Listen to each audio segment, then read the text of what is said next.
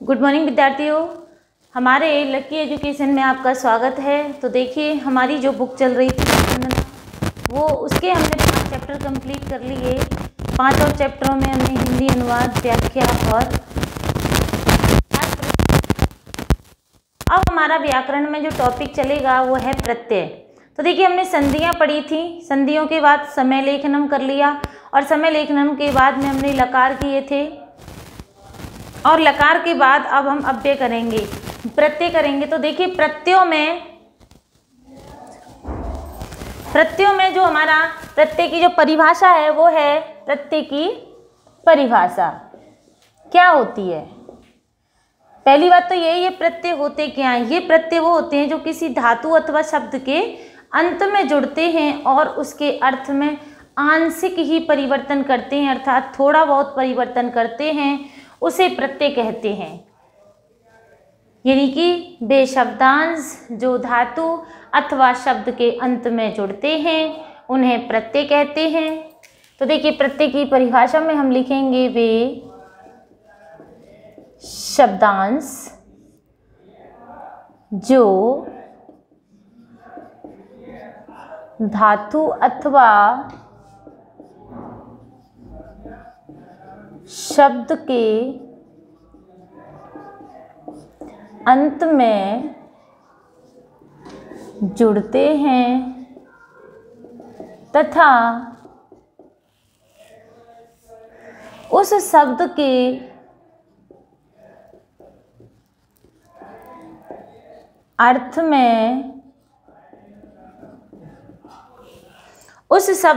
अर्थ में आंशिक परिवर्तन करते हैं।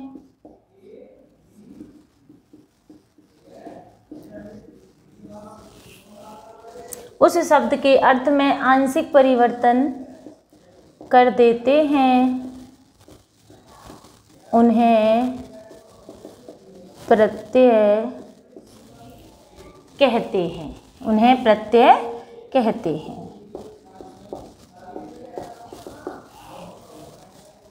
तो ये आंशिक परिवर्तन करते हैं वो होते हैं प्रत्यय। अब देखिए, हमारी संस्कृत भाषा में कुल कितने प्रत्यय माने गए। संस्कृत भाषा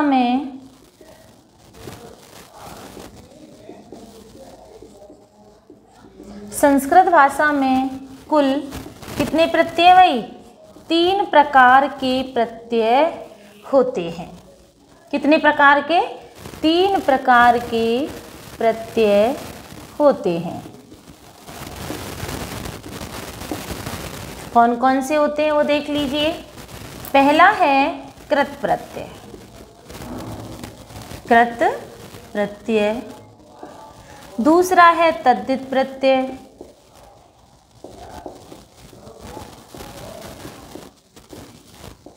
और तीसरा है हमारा स्त्री प्रत्यय।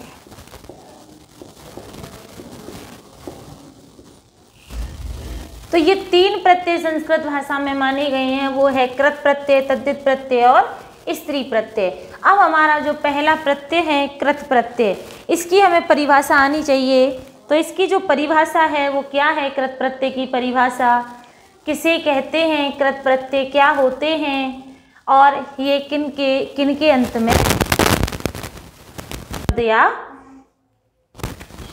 विशेषण में जुड़ते हैं। तो देखिए, तो हमारा जो पहला है हमारा कौन सा? कृत प्रत्यय। तो देखिए, इस कृत प्रत्यय की परिभाषा क्या होती है। जैसे कि इससे विदित हो रहा है कि ये धातु के अंत में, क्रियादि धातुओं के जो अंत में जुड़ते हैं, अर्थात धातुओं के अंत में जुड़ने वाले शब्दांश, धातुओं के अंत में जुड़ने वाले शब्दांश कृत प्रत्यय कहलाते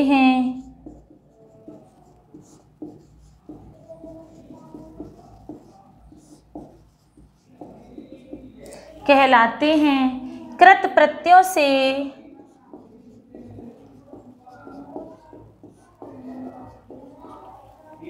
बनने वाले शब्द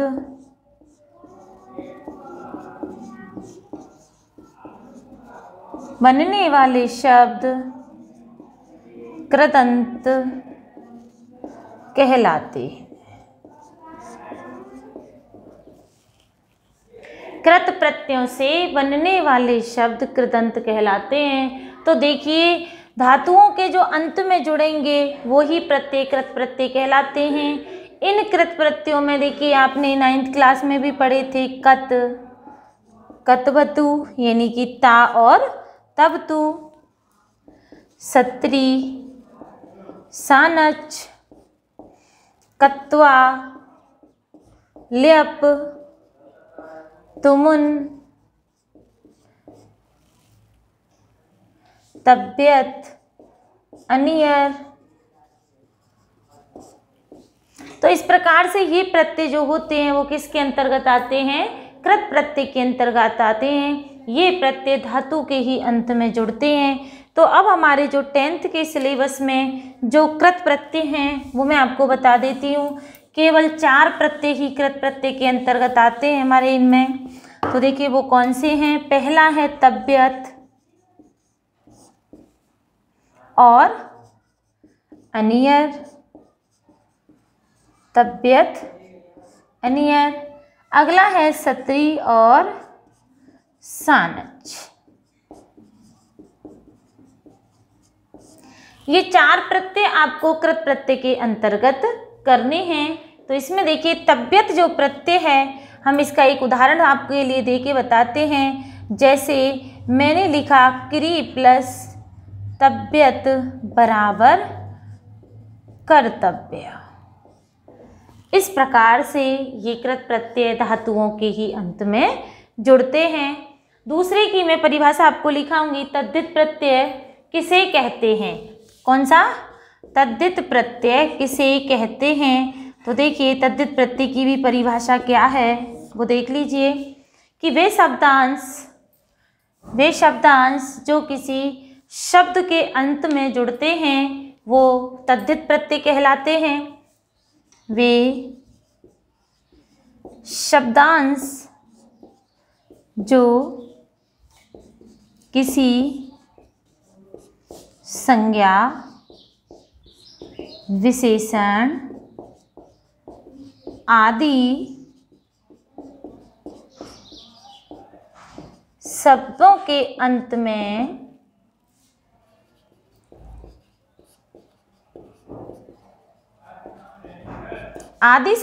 अंत में जुड़ते हैं उन्हें हम क्या कहते हैं? कृत प्रत्यय। उन्हें तद्धित प्रत्यय कहते हैं। कौन से? तद्धित प्रत्यय कहते हैं। और तद्धित प्रत्ययों से बनने वाले शब्द क्या कहलाते हैं? तद्धित प्रत्ययों से बनने वाले शब्द क्या कहलाएंगे? तद्धितांत। तद्धित प्रत्ययों से बनने वाले शब्द तद्धितांत कहलाते हैं।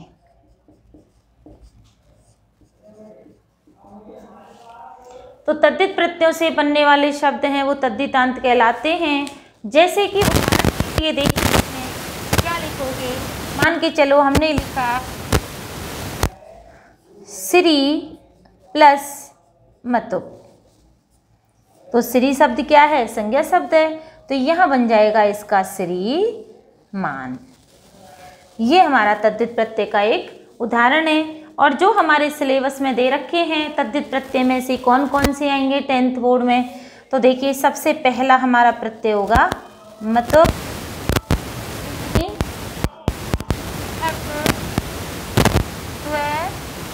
और तल। तो ये जो प्रत्यय है इसमें तद्धित प्रत्यय में आपके 5 मतुप, इनि, ठक, त्वय और तल। तो ये 5 प्रत्यय तद्धित प्रत्यय के अंतर्गत आएंगे। अगला है हमारा तीसरा प्रत्यय स्त्री प्रत्यय। तो देखिए स्त्री प्रत्यय किसे कहते हैं इसको भी समझ लीजिए। स्त्री प्रत्यय यानी कि वे शब्दांश जो पुल्लिंग शब्दों को स्त्रीलिंग बनाने के काम में आते हैं वो भी स्त्री प्रत्यय कहलाते हैं। बहुत ही सिंपल सी परिभाषा है इसकी। वे शब्दांश जो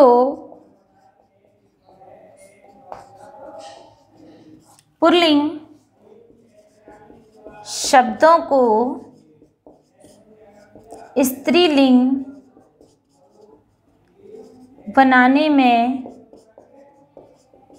प्रयुक्त होते हैं, स्त्री प्रत्यय कहलाते हैं।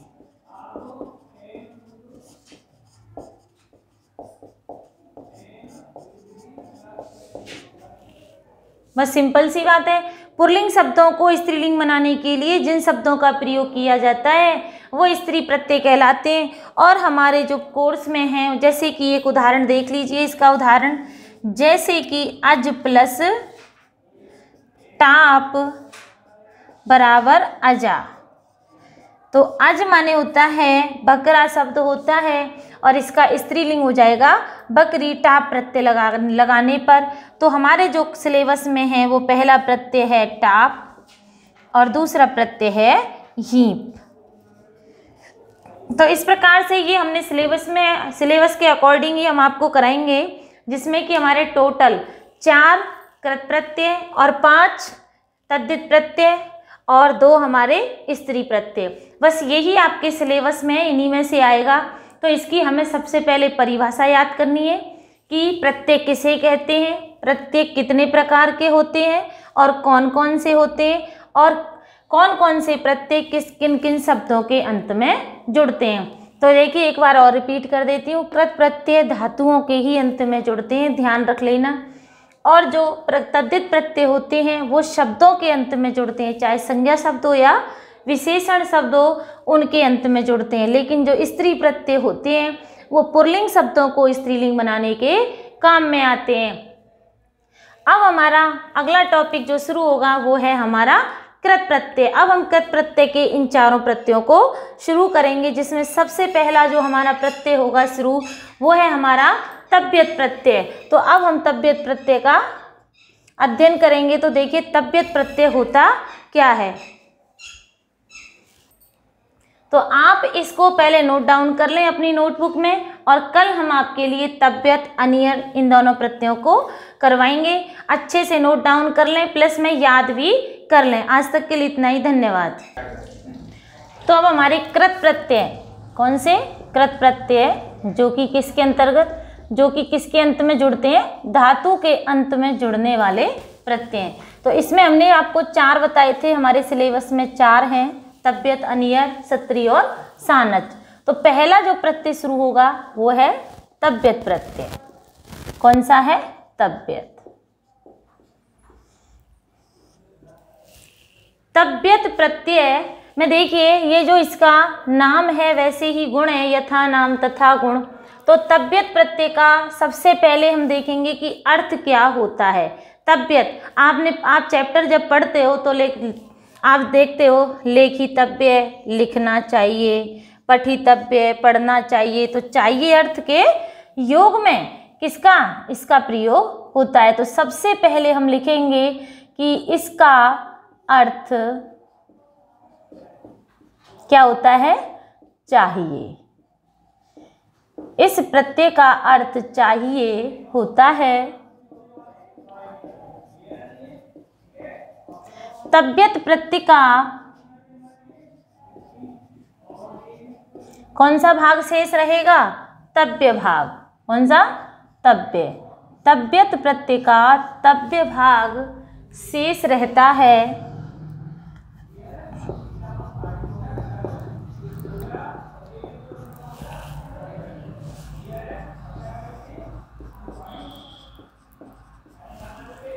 तव्य भाग शेष रहता है। और देखिए ये किस किस में प्रयुक्त होता है? कर्म वाच्य, और इसका प्रयोग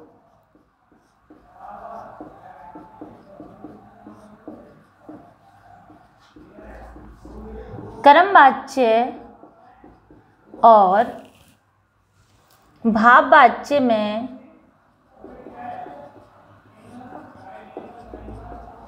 होता है।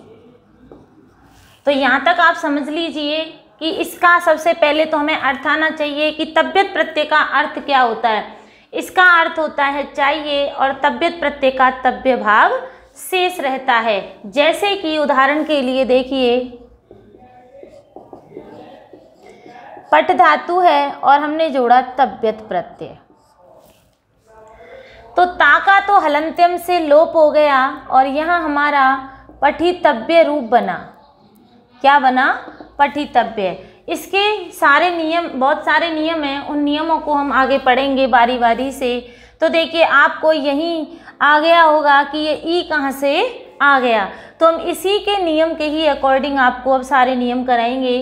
तो देखिए ये जो धातुएं होती हैं, हलंत धातुएं, अधिकांशतः धातुएं सेठ धातुओं के अंतर्गत आती हैं। तो देखिए हम इसमें नियम नंबर फर्स्ट लिखेंगे, सेठ धातुओं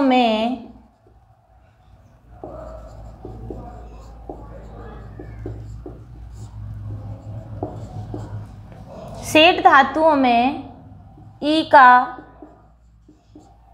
अर्थात इट का, यहाँ लिखेंगे इट और यहाँ लिख देंगे हम कोष्टक में ई। इट आगम होता है जबकि अनिट धातुओं में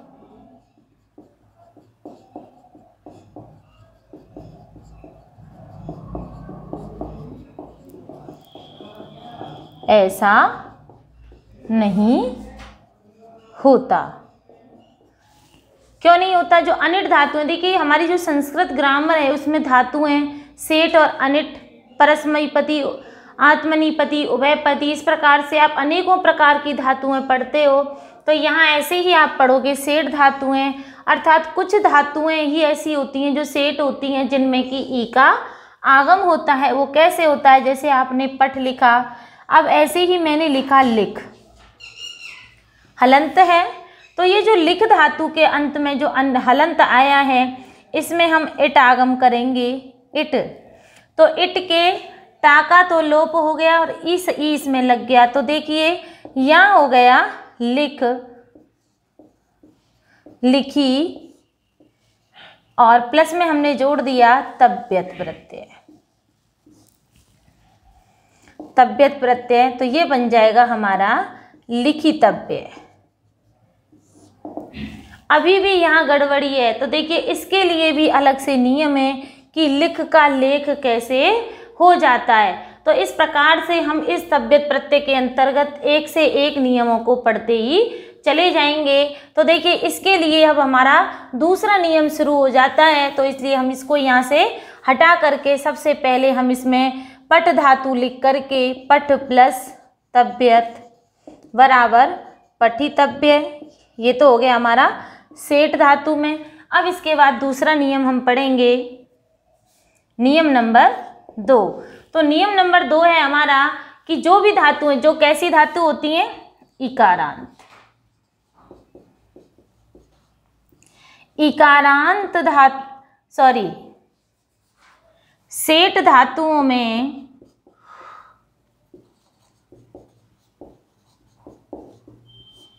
यदि ई, उ आए तो उस धातु के पूर्व वर्ण ई, उ के स्थान पर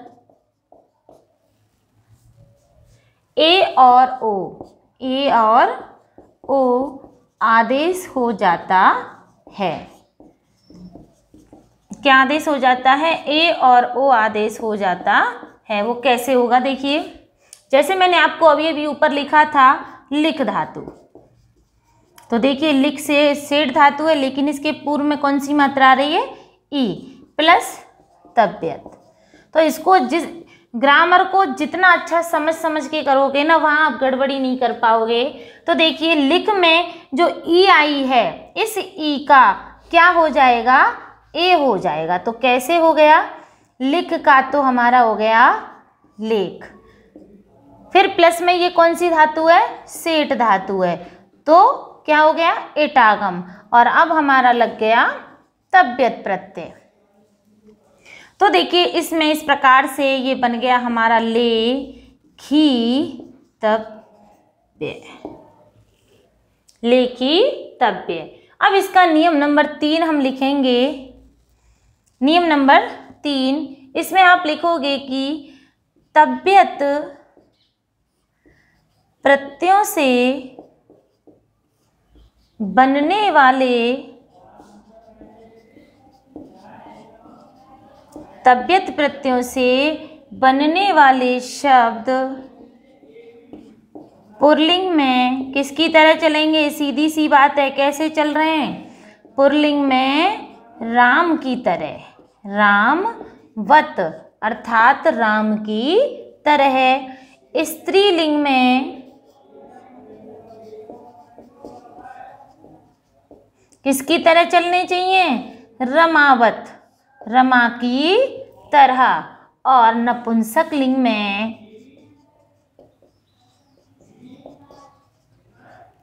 और नपुंसक लिंग में फलवत चलते हैं।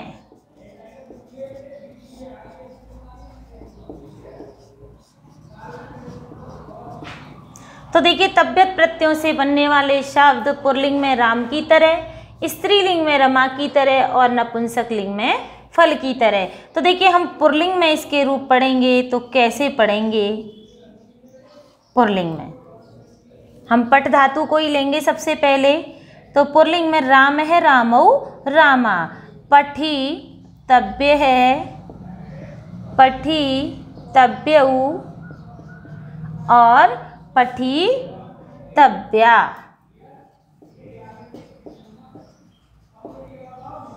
राम है, रामौ, रामा। अब देखिए स्त्रीलिंग में कैसे चलेंगे इसके रूप? स्त्रीलिंग में इसी के चलाएंगे, रमा, रमे, रमः।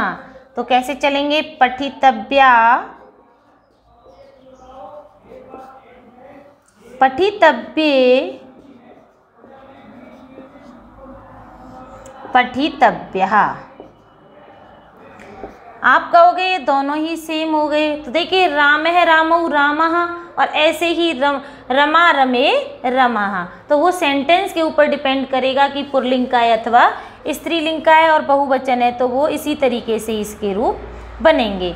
अब देखिए इसमें नपुंसक लिंग में इसके रूप किस प्रकार से चलते हैं। तो यहाँ हम बनाएंगे फलम, फले, फलानी। तो देखिए यह क्या बनेगा? पठितव्यम, फलम हो गया, फले, पठितव्ये और पठितव्यानि।